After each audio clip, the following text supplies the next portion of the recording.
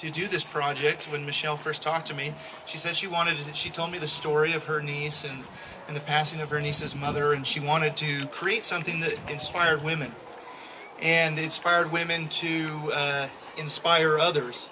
And so it made me think about the women that had inspired me. From a young age, I can remember both my... Geez Louise. This is why we shouldn't do things about women. It makes me cry when I think about women. If I was talking about my dad, I wouldn't get emotional.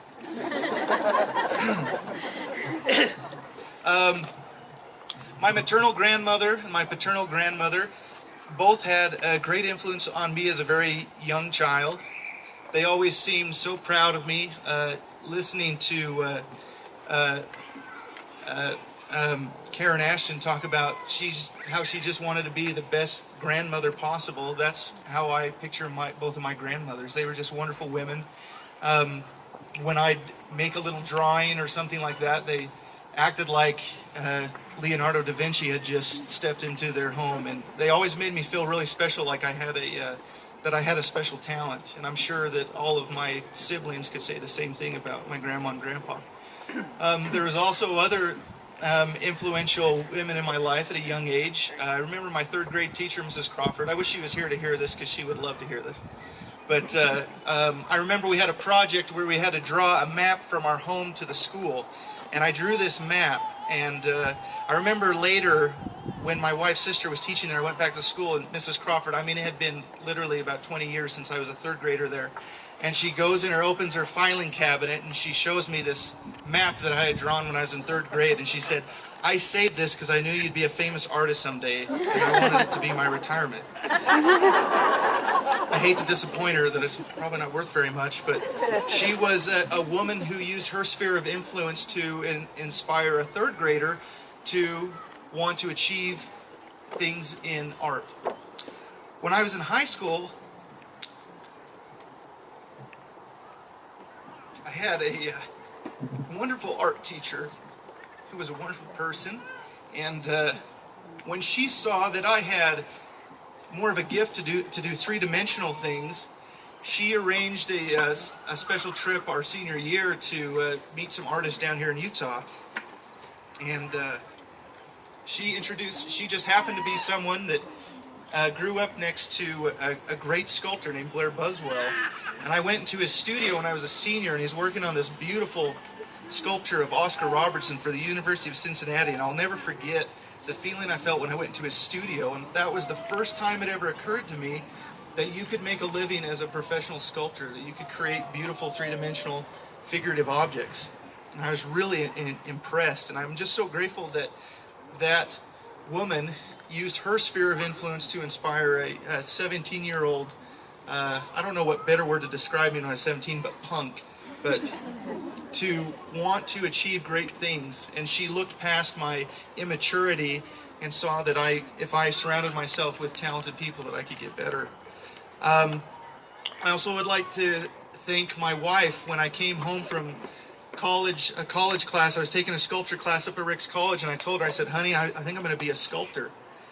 And she said, "Wait a minute, when we got married, you were going to be a graphic designer. That had like 100% job placement, when we looked at that. You're going to go into fine art, and not only you're going into fine art, you're going to choose the part of fine art that's the smallest niche of professionals." And I said, "Yeah, that's what I'm thinking." And she's like, "All right, well, let me go see what you're working on." And I took her to the studio, and I was working on a plaster bust copy.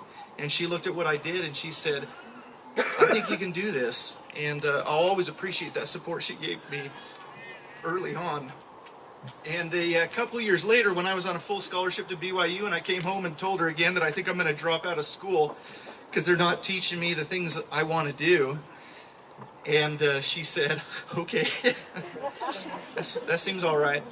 And I called up this other very influential woman in my life. I called my mother, and I told her what I was planning on doing.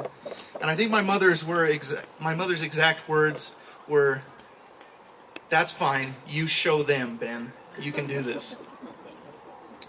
And I always appreciate my wife and my mother supporting me in my career. When this project started in Michelle first contacted me in 2004 when she had the idea for this project, and I created a sculpture of Hannah Morley holding her little baby Simeon. And it was a wonderful story, and that was her original idea of what she envisioned as a large statue for this park. And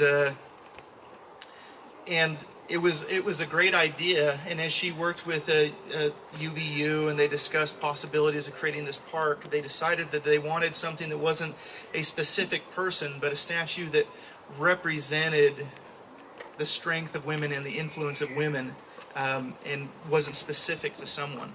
So I created a few little wax sketches, about 4 inches tall, and most of them had 3 figures in them, and I thought, oh, this will be good, 3 figures. And then I was at an art show in South Dakota, and I was sitting in the hotel room, and I had this wax with me, because artists are kind of funny. Sometimes I travel with wax, just in case, you never know when you're going to get an idea for a sculpture, and which they don't let on airplanes anymore, okay, just so you know.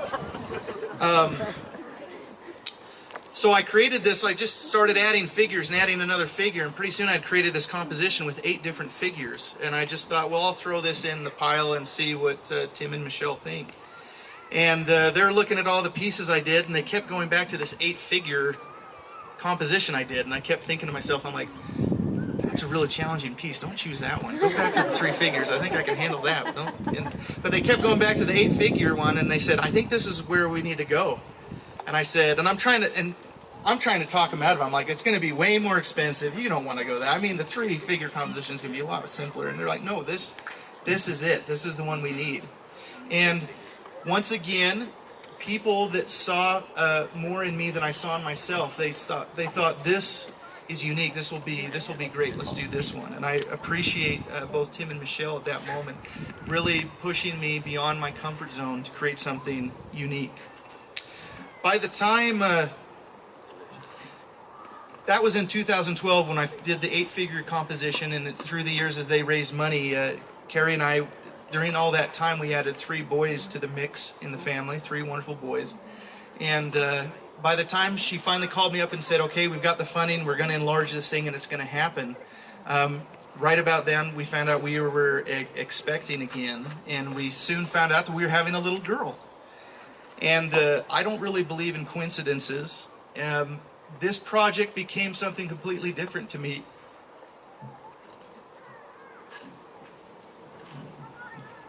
You get emotional about a girl after you've had 3 boys, trust me. It became something that I wanted to create something that my daughter, that would inspire her. Not only the influence of her mother and grandmothers and aunts and all those wonderful women, teachers, and any woman that would be in her sphere, but I wanted to create something that made her see her potential, not only her potential individually, but her potential to help and lift others. So as this statue is unveiled, I hope you can sense that. I hope you can, at the bottom of the statue, the young girl is reaching out, extending her hand to those women that are here and asking you, or saying, come with us, come be part of this wonderful institution of womanhood, of motherhood, this wonderful institution that can influence and change people's lives. I'm grateful for those that have donated to this project. No matter how talented I could ever be, if it wasn't for those that are willing to give generously to these types of projects, there's no way any of this could have happened. So to all those that have donated significant amount of money, to those that have donated any little bit that you have, I appreciate all that you've given so that we could do this project. It's not cheap to make bronze sculpture. I'd like to thank those at Bear Bronze that helped in the completion of this piece.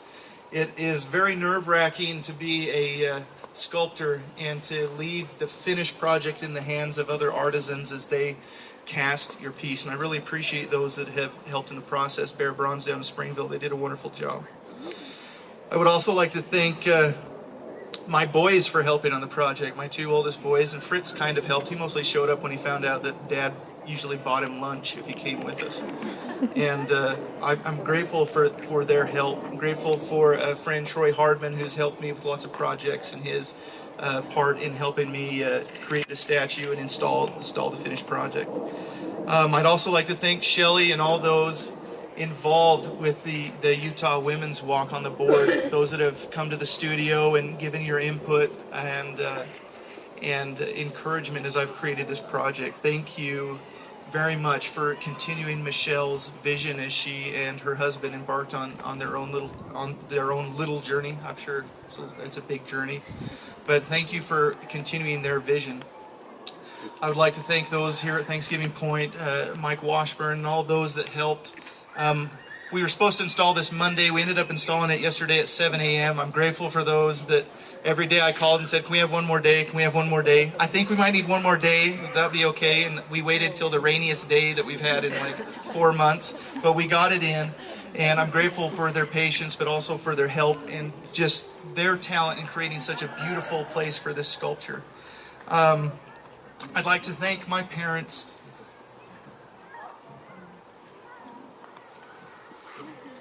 Hopefully these moments make it worth it for all the times they wanted to either send me to jail or commit themselves into a mental institution. But you raised, at the very least, a thankful son.